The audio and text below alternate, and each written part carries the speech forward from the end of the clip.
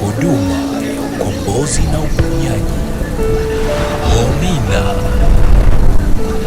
Hosanna Ministry of All Nations, kutoka kwa Mtume G.K. Mwansasu.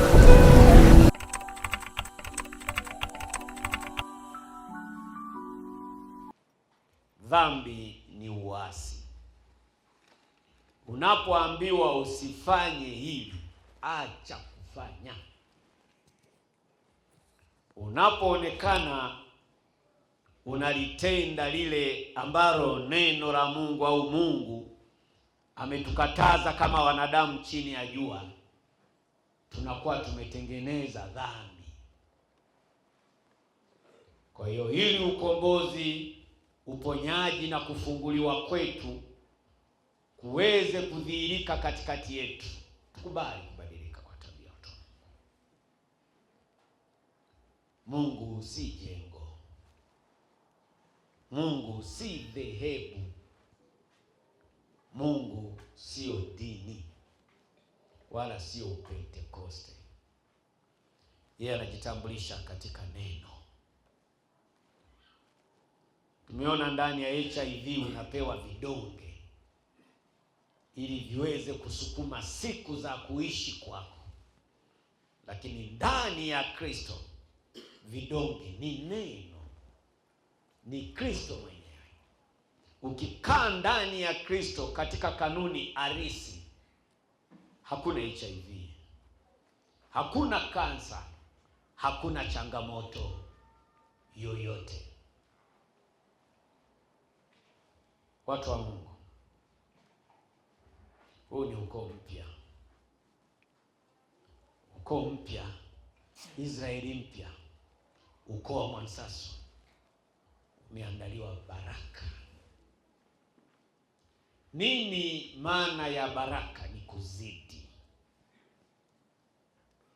Manake ndani ya ukoo kuna kitu kinakuwa zaidi ya vile ambavyo ulikuwa.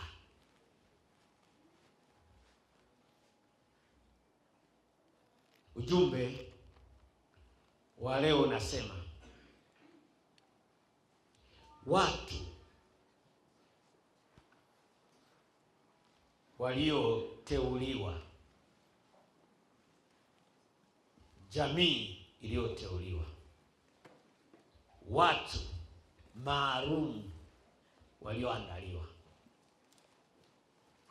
ndani ya ukoo wa Mwansasu. Wewe uliyeingia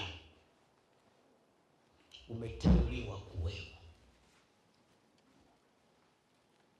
katika uzao wako, uliandaliwa kuwemo kwenye ukoo. Ndio maana kale ulitembea ukoo wako wa baba na mama, uliyepokea uokovu ni wewe peke yako. Uliumbwa, ulizaliwa kwa kusudi. Hilo ukiweza kulijua na kulitambua,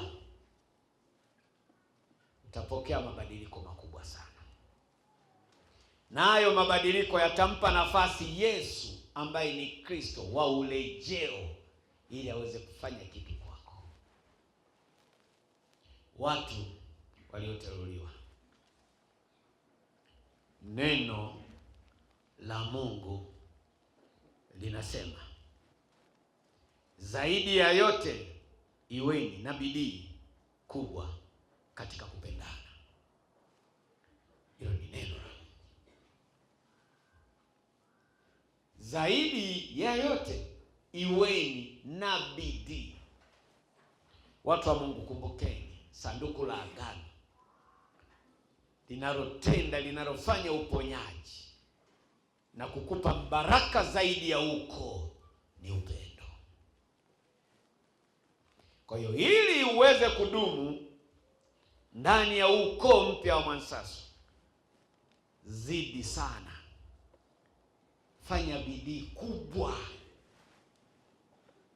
katika kuonyesha ili tunda la upendo. Upendo ni maisha, watu wa Mungu, na maisha ni upendo. Upendo ni ufunguo unaofungua baraka. Kwa hiyo ukijua hilo, neno linasema zaidi ya yote iweni na bidii kubwa katika kupendana, kwa sababu upendano ustiri uwingi wa dhambi.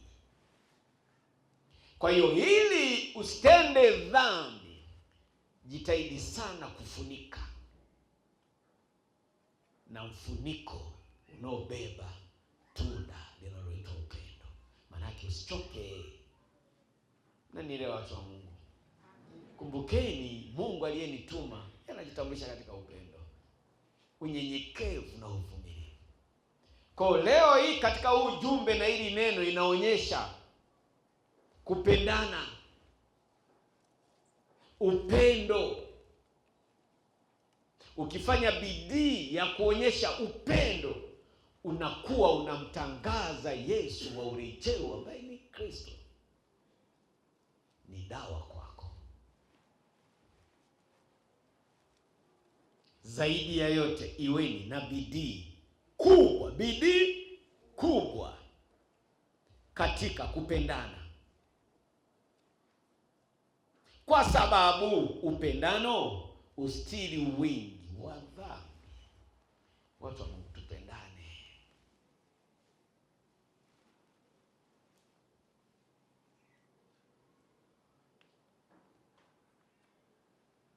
Usiwe chanzo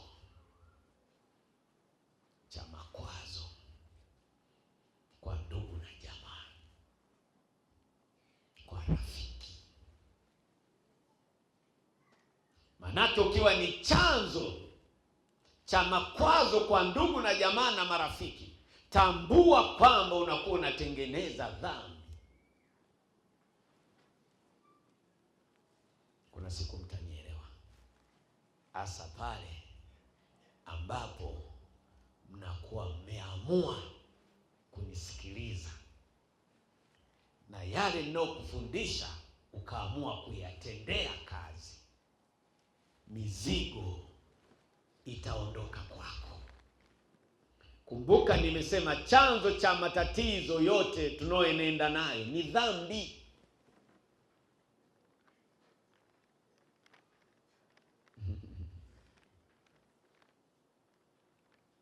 Akasema, amini nawaambia, msipoongoka na kuwa kama watoto, hamtaingia katika ufalme wa mbinguni.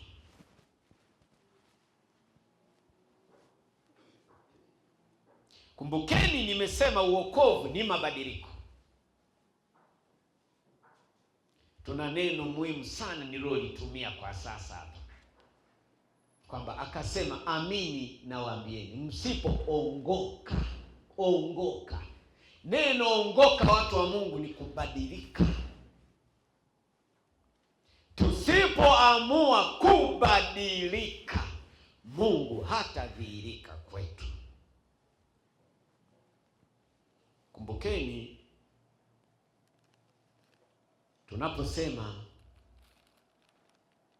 ufalme wa Mungu au wa mbinguni, ni matokeo ya uhitaji wako mbele zake Mungu. Kwa hiyo tusipoongoka na kuwa kama watoto wadogo walivyo, hakika tutateseka sana. Kumbukeni nimesema wokovu ni mabadiliko ya tabia. Tubadilike, tuwe kama watoto wadogo.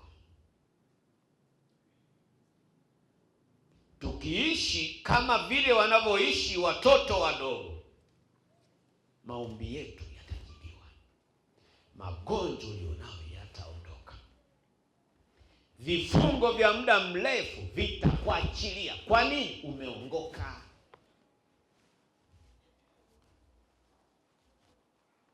Neno la Mungu linasema, akasema amini nawaambieni, Nawaambia, msipoongoka na kuwa kama watoto, hamtaingia katika ufalme wa mbinguni. Neno mbinguni ni ufalme wa Mungu. Ufalme wa Mungu unamaanisha matokeo, utawala wa kumiliki. Unapokuwepo kwenye familia yako, ukiwa umebeba roho ya upendo, ili tunda, ndipo Mungu anakaa katikati yako, na akishaweka makao Mungu ndani mwako, wenye ufalme wa kwake. Hakuna magonjwa, hakuna shida, hakuna mateso. Lakini ili vyote hivi tuvipate na tuviishi, tunashauriwa tuongoke kwanza.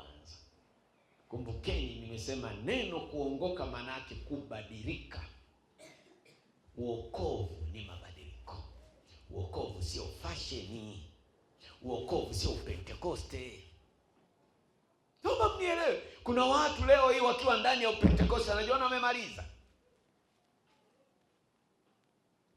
Kuna watu wako ndani ya Omina wanaona ndio basi. Lakini tukiwasoma, tabia zao ni chanzo cha matatizo yasiyoisha katika maisha yao. Zaidi ya yote, iweni na bidii kubwa katika kupendana. Zaidi ya yote, tunashauriwa ili tuweze kuwa washindi, ili changamoto na matatizo vitiepuke sisi, tujaribu sana kuunganisha upendo. Mnanielewa nyinyi? Mwambie jirani yako nakupenda. Mwambie tena. Mwambie tena. Yeye anasemaje? Na anasema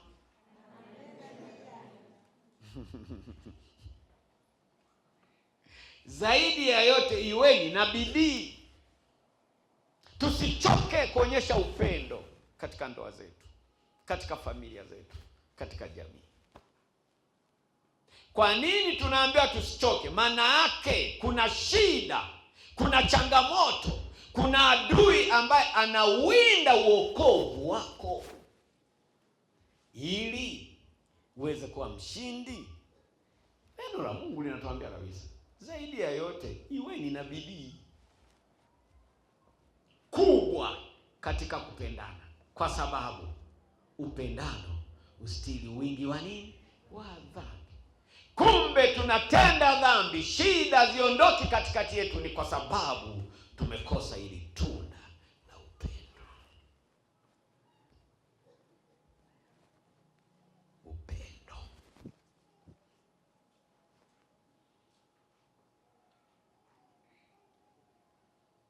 Kuna upendo wa kiungu, kuna upendo wa kibinadamu.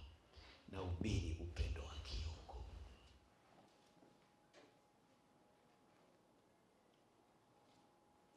Ondoka mwilini,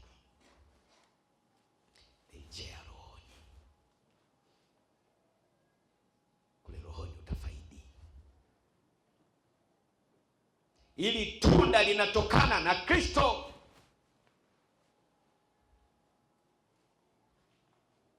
Yesu ambaye ni Kristo, yeye ni mti wa uzima, na huu mti una hilo tunda linaloitwa upendo. Kumbe upendo ukistiri ndani ya maisha yetu, tuna uzima. Naomba mnielewe vizuri. Tunahangaika yote haya, tumekosa upendo. Mungu wakati ananituma alisema nibebe upendo, unyenyekevu na uvumilivu. Akaniambia ndipo yeye atajifunua. Kwa hiyo ili maisha yetu ndani ya familia yabadilike, ni lazima sanduku la agano lipewe nafasi, ambalo ni upendo, unyenyekevu na uvumilivu. Muulize jirani yako, mwenzangu, na upendo kweli? Anasemaje mwenzio huyo bwana? Kuna upendo wa kibinadamu na wa kiungu. Muulize mwenzetu, umebeba upi?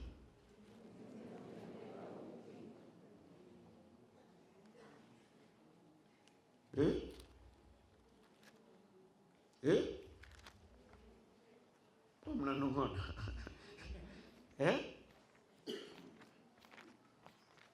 Mwenzio anasema mbeba upi? Wa kiungu. Zaidi ya yote, iweni na bidii kubwa. Kuna bidii ndogo na kubwa. Tusichoke kumdhihirisha Kristo, kwa sababu yeye ni pendo. Tusichoke kumdhihirisha Mungu wa miungu, kwa kuwa yeye ni pendo. Kwa hiyo kumbe, watu wa Mungu, popote tunapokuwa tukionyesha ili tunda la upendo, tunamwonyesha yeye anayeishi si mie, ni Kristo ndani mwangu. Kuna siku utanielewa. Kuna siku utanielewa. Kwa sasa sio rahisi kunielewa.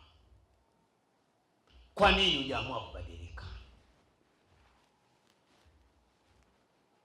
Petro wa kwanza 2.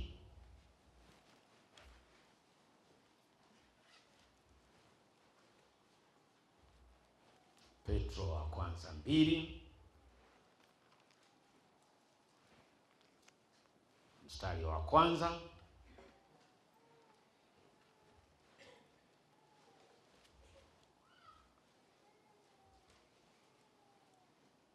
Mmepaona? Wewe sawa, lakini wengine bado nani?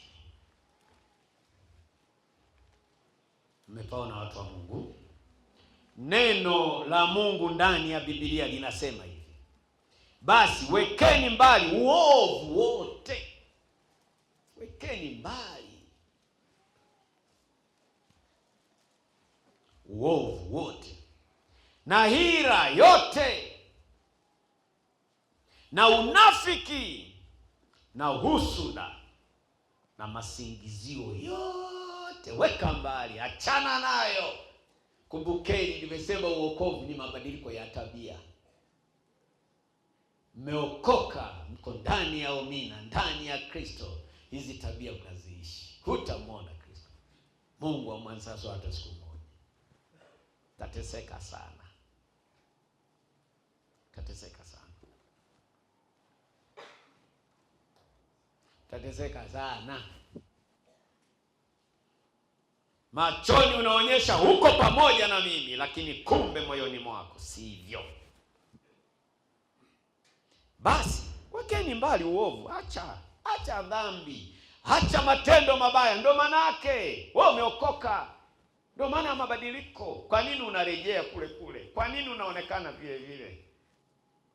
Wengi hatuna matokeo, ni kwa sababu hatujabadilika. Kuja umina sio tija. Huu ni mlango unakuwa wazi. Lakini ili uwemo kwenye ukoo Mansaso kuwe na matokeo, amua kubadilika.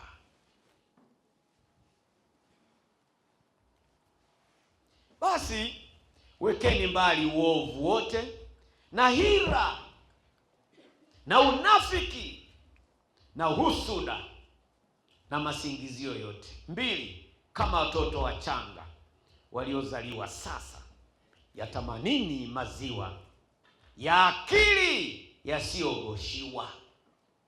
Kumbukeni watu wa Mungu, nimesema tumeitwa kwenye ukoo wa Mansaso katika kutawala na kumiliki. Lengo na kusudi tuongoke.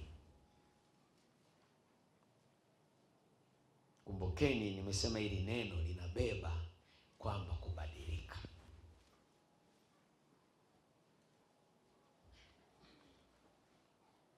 Kubadilika. Ujumbe amenipa Mungu leo kwa kusudi.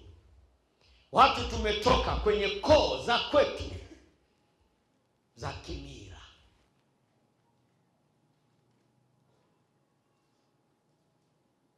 tunasisitizwa kubadilika. Ndio maana anasema uokovu ni nini? Usipokuwa tayari kubadilika, utaokoka lakini magonjwa hayatakuacha. Utakuwa maskini, kwa sababu maskini ni roho ya ukoo unaotoka.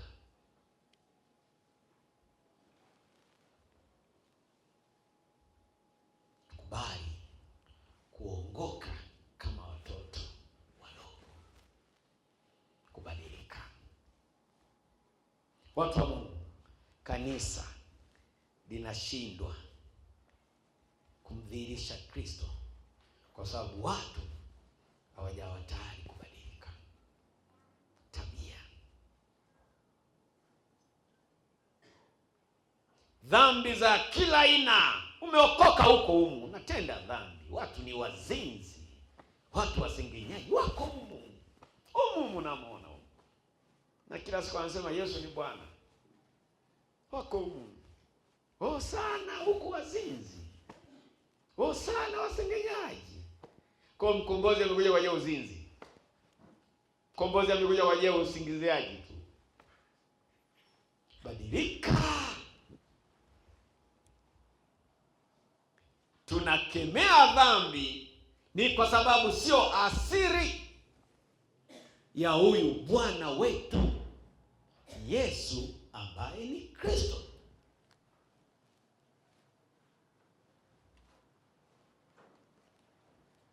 Ili kwa hayo mpate kuukulia uokovu. Ili kwa hayo mpate kuukulia uokovu.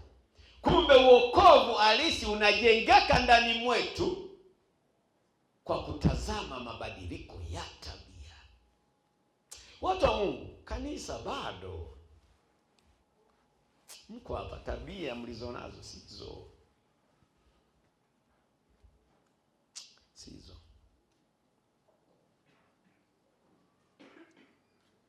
Naumia. Wengi bado tunamrejesha Yesu ambaye ni Kristo msalabani.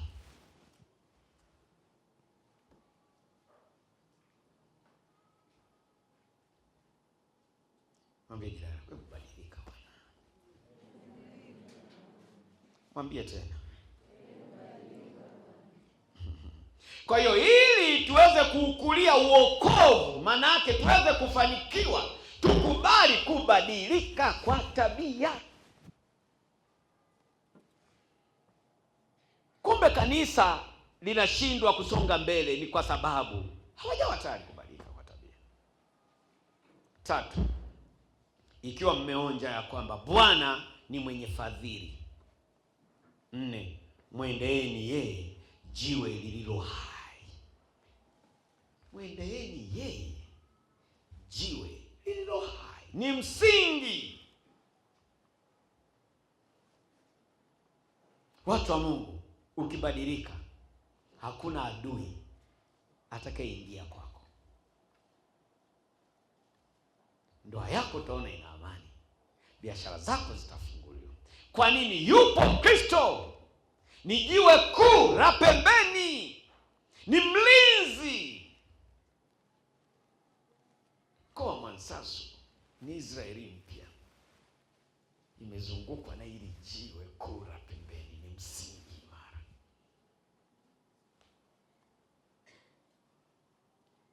Watakutafuta sana, hawatakupata ukimpa nafasi Yesu ambaye ni Kristo ndani ya ukoo wa Mwansasu. Ni Mungu ameridhia. Unajua wengi sana wanasema Mwansasu huyu mtume sijui, visa vingi sana kwenye huu mji anga miaka yote. Hawajui. Mimi msingi wangu umejengwa na hili jiwe. Wengi hawajui. Usinikadirie kwa kuniona. Sijatoka kwenye Upentekoste, sijatoka kwenye dini yote. Sijawekewa mikono na mchungaji wala mtume, nabii, sijui nani. Mioji. Sijidai na kufunulia ili ujue. Kwa unapojiandaa kupambana na hii huduma, ujiandae kweli. Utambue upambani na mwanzazo. Unapambana na Yesu ambaye ni Kristo. Msingi wake ni imara. Haleluya. Haleluya. Kwa hata wewe ukichukua jukumu na kuchukua hatua ya kubadilika kwa tabia, msingi wako utakuwa imara. Jiwe kuu la pembeni kila kona, Yesu ambaye ni Kristo wa urejeo, atakuwa mlinzi mkubwa. Haleluya. Haleluya. Ikiwa umeonja ya kwamba Bwana ni mwenye fadhili, 4, mwendee yeye, jiwe lililo hai, lililokataliwa na wanadamu, bali Mungu ni mteule, lenye heshima. Tumeokoka, tunadharauliwa kwa sababu hatuna hili jiwe. Lugha rahisi, hatujaamua kubadilika. Ndio maana unadharaulika sana unakotoka. Maisha yako hayabadiliki kwa sababu hujaamua kubadilika. Yesu ambaye ni Kristo akiamua kutengeneza msingi imara, mahali ambapo utakaa na kusimama, hakuna atakaye kugusa. Narudia, hebu shika koti. Maana hebu amua kubadilika. Wote tuliishi kama wewe, lakini tumeamua kufanyaje? Kubadilika. Ndio maana tuko mara na tunaona matokeo. Kwa ili uone matokeo, amua kubadilika. Haleluya. Haleluya. Haleluya. Mungu ni teule lenye heshima. 5, ninyi nanyi kama mawe yaliyo hai, mmejengwa muwe nyumba ya Roho. Mmejengwa. Kumbukeni nimewafundisha, Mungu ili aweze kujifunua chini ya jua anakutegemea wewe, na shetani ili ajifunue chini ya jua anakutegemea wewe. Hebu roho yako hiyo, moyo wako, hebu mpe Kristo. Na katika kumpa Kristo, hebu badilika.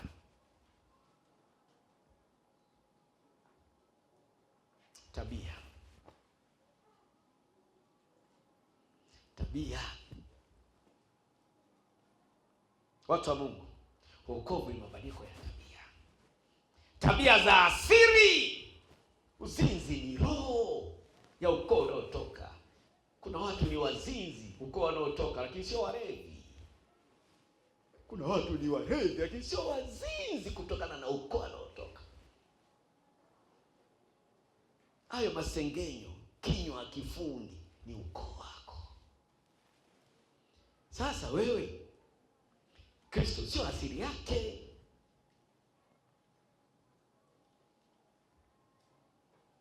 Mwambie jirani yako, hebu acha uzinzi bwana.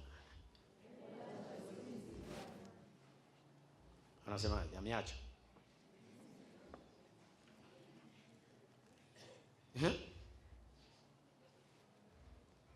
Bibi, amesema ameacha.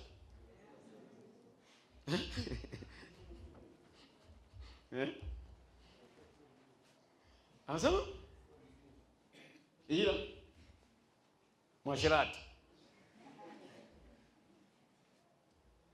Haya, mwambie hebu acha mwashirati.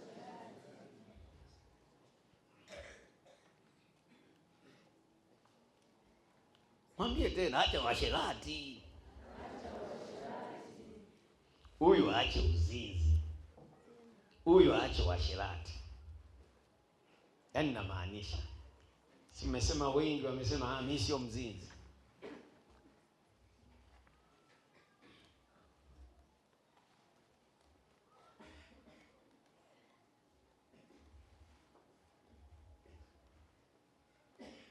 Acha uzinzi. Acha washirati. Mko wachafu. Kristo anashindwa kudhihirika kwa sababu ni wachafu. Uliyeoa na kuolewa, acha uasherati. Hujaolewa, hujaoa, acha uzinzi. Hawa mkunielewa? Ndio maana binti yangu nimesema acha uzinzi. Sisemi wewe ni mzinzi.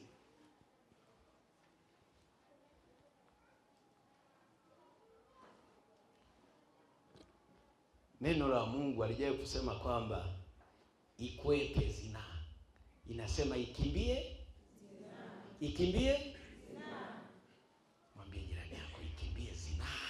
Ikimbie zinaa. Chapa laba mwambie. Ikikukuta hiyo ni hatari. Ikikukuta hiyo ni hatari. Mwambie tena. Ikikukuta hiyo ni hatari. Mwambie tena.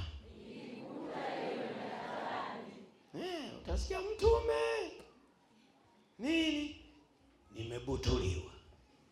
Ukukimbia.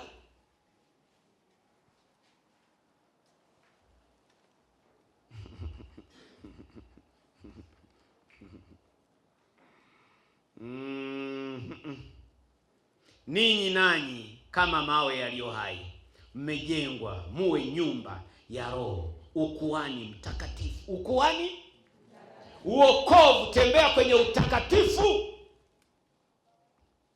Utakatifu, watu wa Mungu, sio kuzini tu, tabia nyinginezo mnazoishi nazo hizo. Uchoyo, maneno. Kristo hataonekana kwako.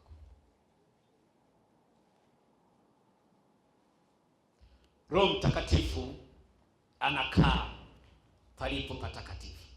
Kwa tunajifunza mahali ambapo ili jiwe lililo imara lilipojengwa, panahitaji roho ambao wewe unakuwa ni kuhani, unakuwa ni mwakilishi wa kazi ya Mungu.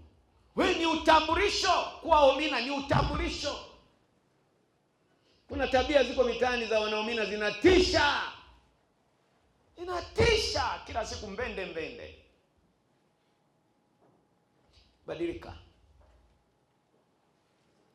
Msifikiri hizo roho zilizotoka Rudewa za hao wachawi 200 zilikuja kwenye mapishi, zilikuwa zinachunguza tabia. Hacha kujiona, hacha kujisikia.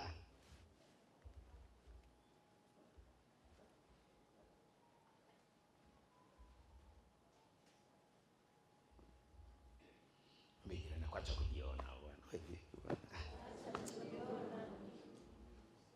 Mwambie tena. Acha kujiona. Muulize kwa mara mwisho ulijiona lini? Nimejiona asubuhi kwenye kioo. Si umejiona? Au hujajiona kwenye kioo? Hamjajiona asubuhi? Mmekuja tu bila kujichungulia. Neno la Mungu linasema, akasema, amini nawaambieni, msipoongoka na kuwa kama watoto, hamtaingia katika ufalme wa mbinguni. Tusipokuwa tayari kubadilika kwa tabia ndani ya ukoo wa Mwansasu, maana yake Mungu hatadhihirika katikati yetu.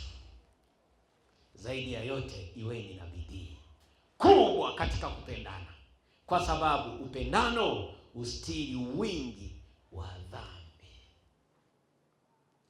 Kinga pekee chini ya jua ni upendo. Tunda la Roho ni upendo. Tunda la Roho ni upendo. Upendo ni maisha, watu wa Mungu. Amina. Na maisha ni upendo. Amina. Mwambie jirani yako, shika neno. Shika neno. Mwambie tena, shika neno. Mwambie ukalitendee kazi. Mwambie tena ukalitendee kazi. Amina. Tusimame.